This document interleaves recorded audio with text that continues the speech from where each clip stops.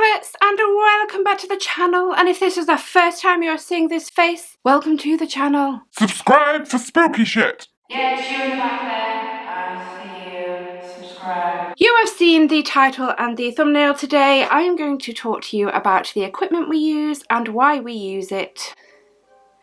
Yep. Now, first things first, I just want to say, if you go out on an investigation and don't use any equipment at all, that's great. If you go out, use equipment that we use or similar equipment we use, that's great. If you go out and use equipment that we don't use because we don't believe in it, that's great. We do not judge anybody. Everybody experiments and investigates differently, and we all believe in different equipment, and does that make sense? We don't judge. So what has prompted me to do this video? I had a troll. I had a troll the other night, and I tried explaining to said troll because they said, oh, you use cat balls, they are cat balls. I was like, well done. Yes, I didn't say that. I was like, in my head I was like, well done. Yes, they are cat balls. But I went on to say that they're motion censored, and I had this paragraph of a reply comment to them explaining why we use them, how we use them, etc, etc. Their reply to my comment, which really annoyed me because they clearly didn't read it, was something along the lines of, I can't remember the exact words, but basically they said, if you think a dead person is touching them cat balls, you are tapped in the head. So at this point I was like, right, you are literally not listening. So I just blocked them from the channel. They don't bother me. Trolls do not bother me at all because they're trolls. I don't know who they are. They're irrelevant to my life, and the more comments people put, the better, because it helps the channel. So you keep commenting, trolls. Plus they've got nothing better to do. They're sad people. They're sad people. That was the floorboards, that wasn't my arse. So the first thing I'm going to talk about is cat balls, okay, and why we use them. Now, in this sandwich bag, there are 7 cat balls. Originally, we had them in a box within our bag, but it sounded like a box of Maltesers, so I thought, right, we'll put them in a sandwich bag, and it stops that, so that's better. It was making me hungry. Right, I'm gonna get a cat ball out. Right, let me tell you something, why we use these. We use these because they are motion censored. Now, this person, this troll, said, we're not even gonna describe them as a person, they're just a troll, They said that they can randomly go off. Now, we know this. We know that they can randomly go off, but we found a way, well, Ange found a way, should I say, that would make them less likely to randomly go off. Ange did see this somewhere, but she tested it for herself. We had a cat ball that no longer worked, so she took it to bits. And inside, let me show you. Can you see that little blue tube? Now, in that little blue tube is a little, I think she said it's a little tiny metal ball. It's a ball anyway inside. I think it's metal. You can hear them. You can hear it rattling. Now, if I turn this on, right, I've turned it on, so it's going to flash, and then it will stop flashing. It stopped flashing, finally. Now, I'm holding it, I'm moving it around. It's not going off. It's not, oh, it's just gone off. Now, I have got it on horizontal. I'm going to turn it so that the tube is vertical. It's less likely to go off. Okay, so basically, when you have the tube vertical, that ball is one end of the tube. When it's horizontal, right, the ball could be at the end or near the end or in the middle of that tube. Any slight vibration will make the ball go off. If you have the tube vertical, it's at one end and it's going to stay that end. So you really have to move that ball to make it flash. But that's not to say that it could still randomly go off. Of course it could. So during an investigation, you might notice us say, if a ball goes off or any piece of equipment, you might hear us say, if that was you, thank you. And then we go on to further it by saying, if it was you, could you do that again? Or we point to a specific ball, because we have 7 laid out normally. So we'll say, can you do that one on that shelf or wherever it is? Because then it confirms to us. So then if that ball went off as well, okay, is this paranormal? Still could be coincidence, but the chances are that it could be paranormal too. So with cat balls, for us, it has to be with response. But at the same time, if we start the investigation and a ball just starts going off, right, if we say, oh, it's just randomly gone off, but there's a spirit there, like, and that's took all their energy to touch that ball just to show us, just to say hi, maybe, I don't know, because they can't talk to us, so they're like, oh, let me touch that, I saw them put it down and it flashes, let's see if I can make it flash. So that's why we say, if that was you, thank you so much, because we don't want to offend a spirit. So that's how we investigate. But with the balls, we do have so many because we can say, touch that certain ball, or do you know what I mean? So if we start to get responses, then yeah, okay. But also as well, we use the balls with other equipment. We don't actually use that much equipment when we're out. We have balls. The ones that we use religiously are the balls. I'm just looking at them now on my bed. The balls and motion sensor. That's it, and EVP, but we'll get onto EVP in a minute. Now, to go out, right, paranormal investigation, you don't need equipment. You can go out with your eyes, ears, and a camera. But your eyes and ears can also play tricks on you, as we have found out over time. So I remember a video I did, it was in the asylum. Those of you that have been with us for a while, you know what asylum I mean. And I saw out the corner of my eye a shadow go up the wall. In editing, I saw it was a bat. So your eyes do play tricks on you, but we know this. Your mind can play tricks on you when you're feeling a bit nervous or you're really wanting something to happen. Your mind can play tricks on you. Same with your ears. Now, before we move, we're going to move on to EVP in a minute, so this is perfect time to talk about it. So EVP obviously is a little dictaphone, and we put it down out the way from us. We tend to get our footing, and then I say, ready. And then we know from there that we're all stood still. Does that make sense? So then we'll ask some questions, and then we'll go get I'll normally say, right, we're coming to get it. So then we know that any noise after that is us moving about. And then we play it back, see if anything has spoke into it or answered any of our questions. There has been a couple of times now, just a couple, but there have been a couple of times where we've listened back to an EVP and we've got really excited because we really believe we've caught something. And then I've edited the video, and obviously then I'm able to listen to us ask the questions again, and then straight after listen to the EVP back. And then I'm like, right, so I go where we've heard the noise on the EVP, I go back to that bit in where we're asking the questions, and sometimes I'm able to debunk it, sometimes I'm not. So that's why going back through your footage is very, very important. The EVP is something that we rely on a lot, because if something's on that EVP machine, as I call it, they laugh at me because I call it that, the EVP machine, if something has been captured on there that in editing I'm like, no, we didn't move, we didn't make a noise, have we caught something? So that, to me, a ball, yeah, a cat ball could go off randomly, but like I said, in response it gets a bit more, okay, this is interesting. But with an EVP, sometimes you can't explain what's on that machine. I can't show you the EVP because that is Angie's and that is in her bag, but you will have seen our EVP machine in previous investigations. The next thing I'm going to talk about is something we actually don't use anymore, and I don't have it up here with us. Stop it! I've come a bit closer.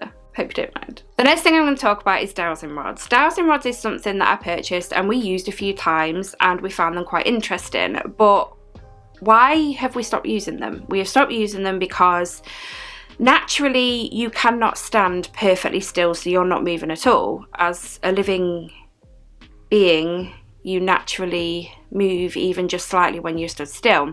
So to me, it's like, am I moving them dowsing rods? So I kind of put them away. But people that use dowsing rods, I've got nothing against it, but I can be quite doddery as well. So yeah, we chose not to use them anymore. Ouija board. We don't actually own a Ouija board, but I have used one a few times, just a handful of times. Is it something I want to buy? Maybe in the future, I don't know. We could do for experimental, because that's what it all is, and it's experimental purposes. But again, with the Ouija board, if that planchette's moving slightly, it could be you. It could be you, because naturally you move. Literally, that planchette would have to literally just go straight from under my finger across the other side of the room to make me think, okay, that wasn't me. I know that wasn't me. Do you know what I mean? So I'm a bit with Ouija boards. I'm not quite sure. I'm not saying that they don't work, but it's just, for me, in my opinion, I'm not too fussed about using one. So when I first started, before Lisa and Ange, I often used to whack an EMF out, not knowing that your phone can set them off. So it didn't take long to realise this, and then I realised, right, put phones on flight mode. But then we didn't use the EMF so much. You've got to be careful anyway, because if you are in a place with electrical power, it could set it off. Yeah, if you're in the middle of a field, say, or forest or something, then yeah, the chances are that's not going to go off by electricity, obviously. But you can be such away from your EMF. In fact, I'm actually going to show you now. Okay, so you can't even see. I have put the EMF just where that, just there, that's where the EMF is, right? Now, it's not going off. I have got my phone in flight mode, as you cannot see. There you go, look, it's at the top there, it's got an airplane. My phone is in flight mode, it's not going off. Now I'm going to turn it off flight mode. I'm quite a way back from this EMF. Hang on. Did you see it go off? Look at that look. And I am quite a way back. And we have been places and experimented with it in really big rooms, like bigger than this. And we've had the EMF one side of the room, we've been another, and we've tested it, and it still goes off. Now, even when your phone's in flight mode, we have just found out that when your phone's in flight mode, I think it's if you unlock your phone, you have to be near the EMF, but it makes it go off. So there is that to take in consideration as well. Not saying don't use an EMF, by all means use one. We do sometimes, but more so when we're in completely abandoned buildings or the woods or something like that. Because, well, yeah, because it's easier to figure out if it is us making it go off, and we'll always be honest. Now, we do have REM pods. We don't get them out often. Ange has actually made some herself, bless her, but one of the ones that I love that she's made, it's a little wooden box with an aerial on it, and it's got the lights inside it. Purple, I think it lights up. It's really, really cool, but it's a silent REM pod, which is great for anywhere you don't really want to be making a lot of noise. We haven't actually used it for a bit, actually. Ange, start bringing that out. I'm sure you normally have it in the boot, I can't remember, but start bringing that out, Ange, because I do like that REM pod. I like the other ones as well, but yeah, I suppose they could go out, they could go off if a fly touches them and things like that. It's something, but again, like with the cat balls, you want a response with it.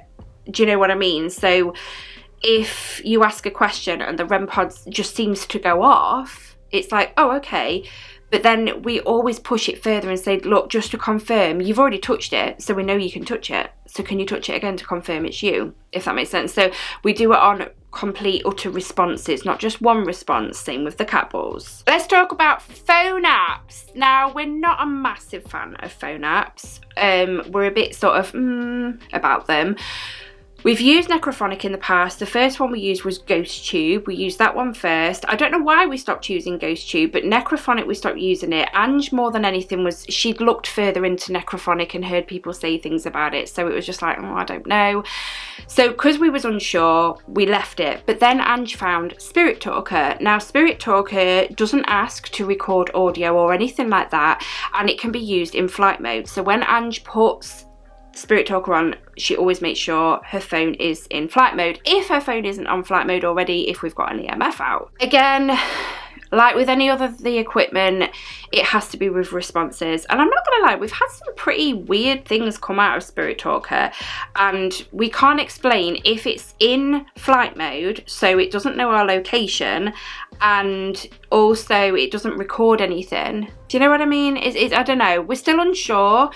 But again, it's experimental. So if, say, Spirit Talker tends to be used with other equipment like we do with it all. Any equipment, we try and correspond it all together. We bring it all as one piece of equipment sort of thing. We want you to use it all. So you set that cat ball off, now set that REM pod off. Do you know what I mean? Things like that. If they can touch a cat ball, they can touch a REM pod, right? I do think equipment is a good thing to use when you're out. I am going to get onto an experiment in a minute that we have just brought to the channel.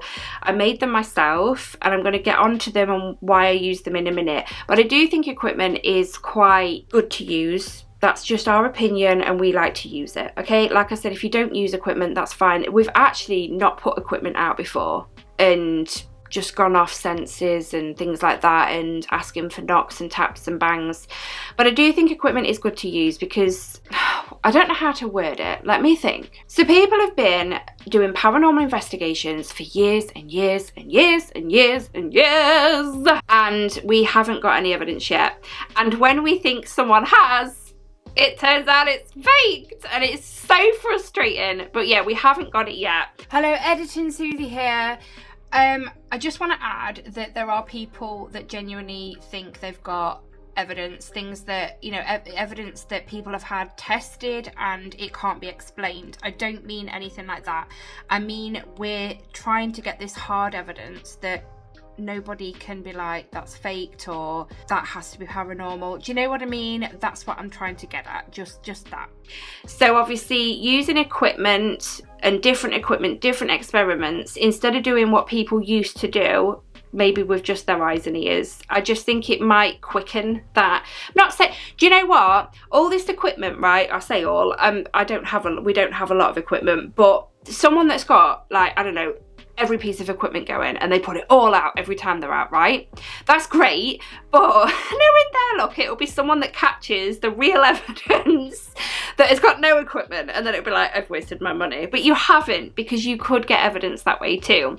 But it just depends how you want to investigate at the end of the day. Now let's move on to the experiment that we have started. Now, throughout the amount of I've been on investigations and things before YouTube. Okay, I didn't used to film them. The whole point in filming these investigations was because I've seen a spirit. Lisa and Ange have had their own experiences. Ange has seen one and Lisa has seen one as well. But obviously I started this channel as I need to film it in case I get evidence, but I wanted to put the journey up on YouTube for anybody, for you guys that want to join me. But then Lisa and Ange joined, which is awesome, with their own experiences. Lisa is actually a scientist, so she's great to have with us.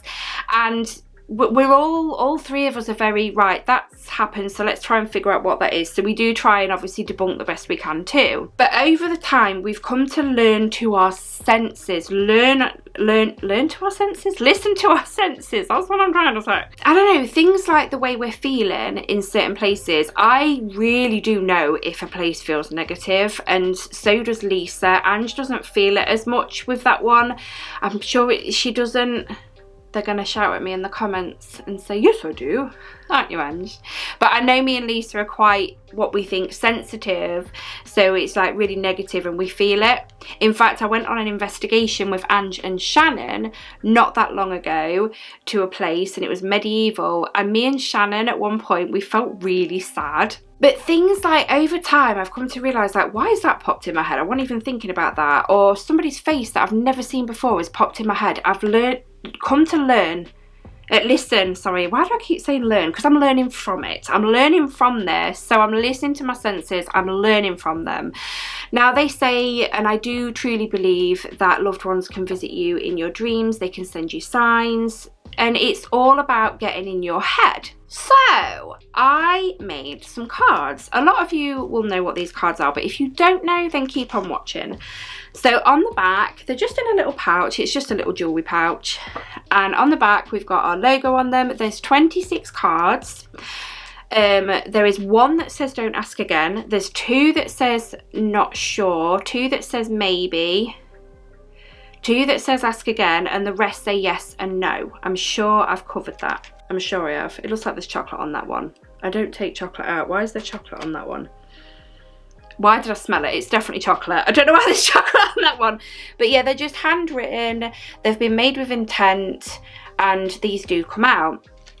And all I do is I shuffle them up, and as I'm explaining to whoever is in the house with us that we cannot see, and to the camera for new people watching an investigation, I explain what I'm doing. So what I do is, the whole point, stop it, I lay them out upside down so I can't see what's on them. And in this bit of the investigation, I don't edit it, because I don't want people thinking, well, she could have looked at the cards, when you can clearly, if I'm not editing it, you know I haven't looked at the cards. So I lay all 20, I'm sure there's 26, I lay them all out face down, and the whole idea is we explain about them, that we're going to ask yes no questions, and I want you to draw me to a card with your answer. So yeah, that's what we do. And we don't use the cards until towards the end of an investigation for a reason.